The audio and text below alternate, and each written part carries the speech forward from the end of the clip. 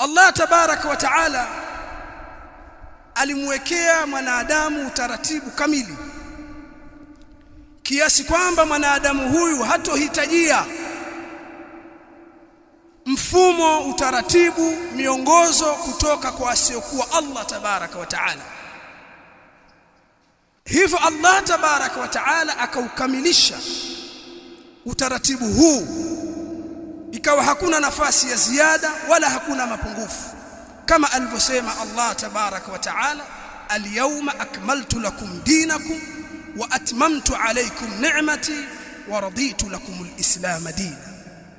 Hivi leo يوم Arafa katika hajjatul wadaa, Allah tabaraka wa taala akasema hivi leo nimekamilisha dini yenu na nimetimiza neema yangu.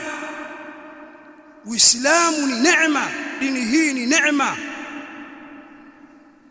lakini nimeridhia Uislamu kuwa ndio dini, ndio utaratibu wa kuitakidi, wa kuabudu kwa kutenda, kusema, miamala ambayo mwanadamu atakiwa aitende. Amewekewa utaratibu kamili, Allah ameuridhia utaratibu huu, wa raditu lakumul islam dina.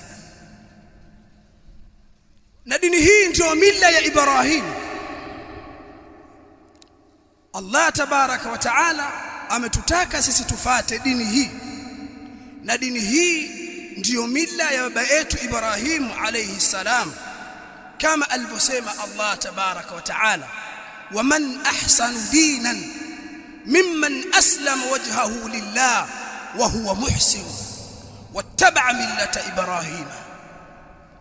ni nani mzuri wa kufuata, mzuri wa dini kuliko yule ambaye ameusalimisha uso wake kwa Allah tabaraka wa taala, akawa ni mukhlis, akafanya ihsan kwa kutenda yale ambayo ameelekezwa na wale waliotumwa na Allah kuja kumuelekeza mwanadamu, na akafuata mila ya Ibrahim, mila ambayo ni hanifa, ni mila ya kuelekea kwa Allah tabaraka wa taala, ukajisalimisha kwa Allah tabaraka wa taala, ukayaelekeza matendo yako yote kwa ajili ya Allah tabaraka wa taala, na ukaacha mila zote na desturi zote ambazo haziendani, ni kinyume na utaratibu na desturi na mila ya Uislamu.